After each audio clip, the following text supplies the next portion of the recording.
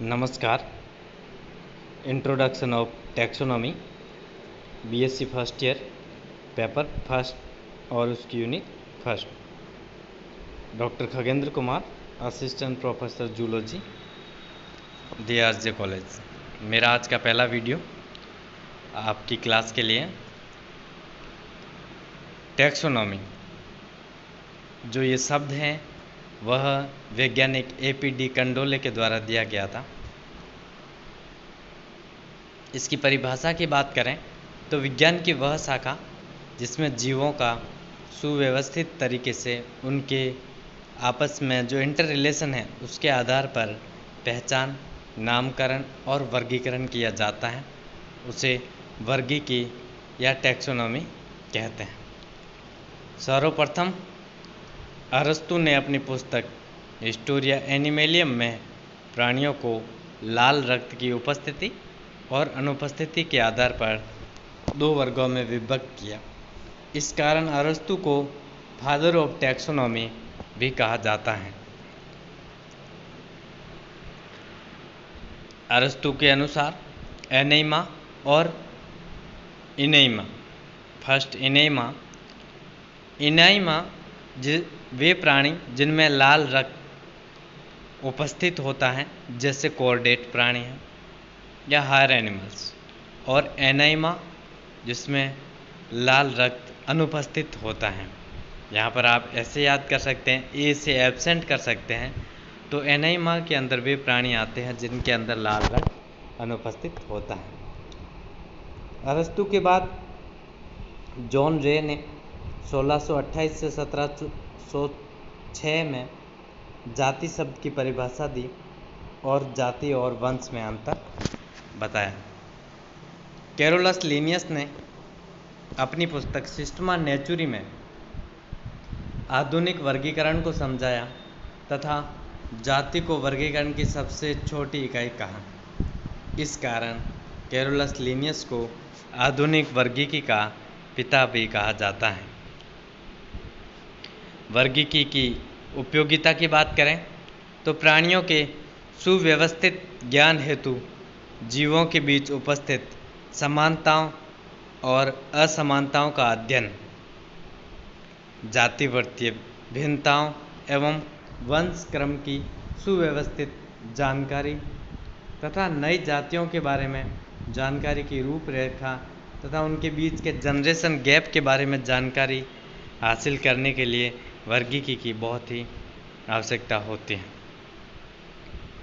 वर्गीकरण और उसके सिद्धांत।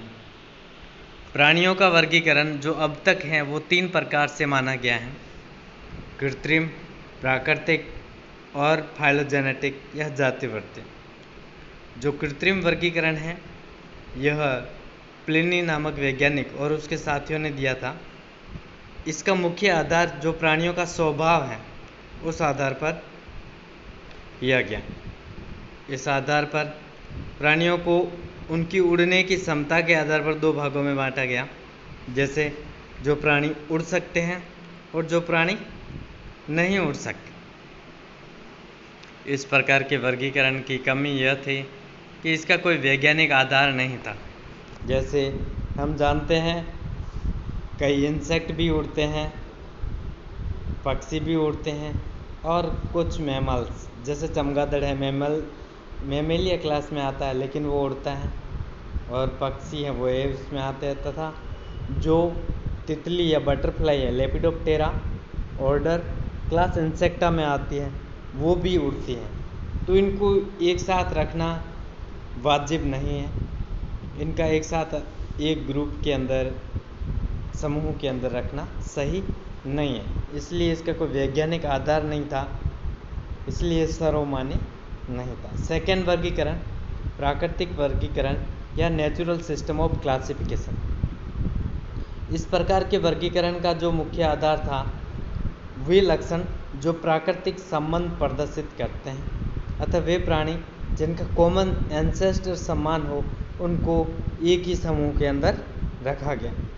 और जो लास्ट तीसरा वर्गीकरण था फाइलोजेनेटिक क्लासिफिकेशन, इसका आधार इवोल्यूशनरी और फाइलोजेनेटिक जो रिलेशन है उस आधार पर था। इस प्रकार के वर्गीकरण में प्राणियों के जो एंसेस्टर हैं और उनसे जो वंश है उसको उत्पत्ति किस तरीके से हुई और उनके संबंध किस तरीके से हैं, इस आधार पर किया गया। फिर इनका नामकरण किया गया।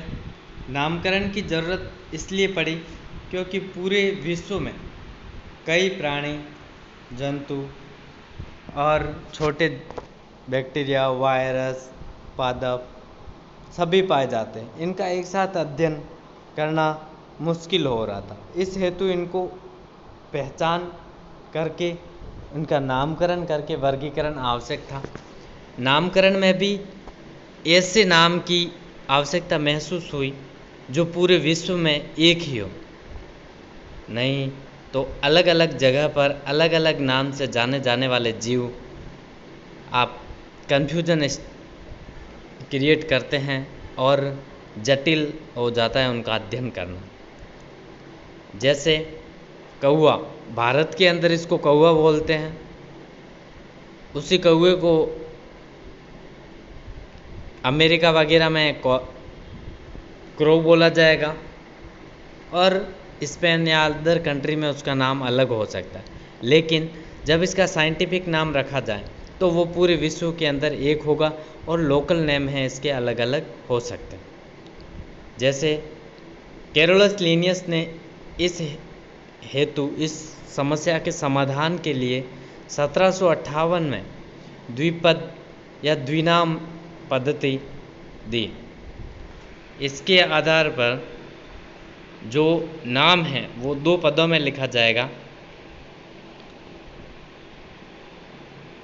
और इसके बारे में जो कैरोलस लिनियस ने द्विनाम पद्धति दी, सिस्टमा नेचुरी के 10वें संस्करण में प्रकाशित किया। वैसे तो द्विनाम पद्धति की खोज सर्वप्रथम गॉस्पर्ट बहिन नामक वैज्ञानिक ने अपनी पुस्तक पिनॉक्स में 1623 में करी थी, लेकिन इसको अधिक प्रचलित करने के कारण ही कैरोलस लिनियस को ही आधुनिक वर्गीकी का फादर या जन्मदाता माना जाता है। वैसे फादर ऑफ टैक्सोनॉमी हम अरस्तु को भी कहते हैं क्योंकि सर्वप्रथम अरस्तु ने इसके बारे में बताया, लेकिन फादर ऑफ मॉडर्न टैक्सोनॉमी की बात करें तो वो कैरोलस लिनियस हैं क्योंकि उन्होंने द्विनाम पद्धति को प्रचलित किया, लेकिन खोज इसकी गॉस्पर्ट बहिन ने करी थी। अब भी हम जहाँ पे भी क्वेश्चन आते हैं वहाँ पर कैरोलस लिनियस ही उत्तर दें। इसके नियमों की बात करें तो जीवों की पहचान व नामकरण को सुनिश्चित करने के लिए विश्व स्तर पर अनेक प्रयास हुए। 2 संस्थाएं ICBN international code of botanical nomenclature और जंतुओं के लिए international code of zoological nomenclature समितियों का गठन हुआ, जो पूरे विश्व में किसी एक जंतु और पादप के लिए विशिष्ट नाम प्रदान करें। वैज्ञानिकों ने जीवों को वैज्ञानिक नाम देने के लिए कुछ मानक निर्धारित किए और 1961 में नामकरण की इस नियमावली को संशोधित किया। इसके अनुसार जीवों के नामकरण के लिए द्विपद नाम की व्यवस्था होनी चाहिए, जो इनका फर्स्ट नियम है। प्रथम पद वंश होगा और द्वितीय पद जाति। प्रत्येक जीव के नाम में वंश का नाम अंग्रेजी वर्णमाला के बड़े अक्षर यानी कैपिटल लेटर से तथा जाति का नाम स्मॉल लेटर से शुरू किया जाना चाहिए।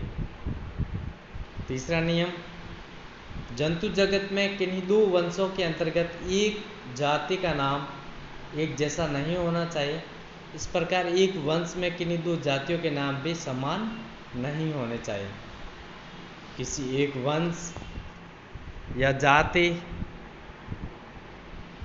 का नाम यदि भिन्न भिन्न वैज्ञानिक भिन्न रख दें तो सर्वप्रथम प्रकाशित नाम ही मान्य होगा तथा जो उसको इन्वेंट करेगा या खोज करेगा, खोजकर्ता का नाम है, वह वर्णन किए जाने का वर्ष भी जाति के नाम के आगे लिखा जाता है। जैसे टीनियस सोलियम लिनियस 1758 में ये साबित करता है कि टीनियस सोलियम नाम सबसे पहले लिनियस ने 1758 में दिया था।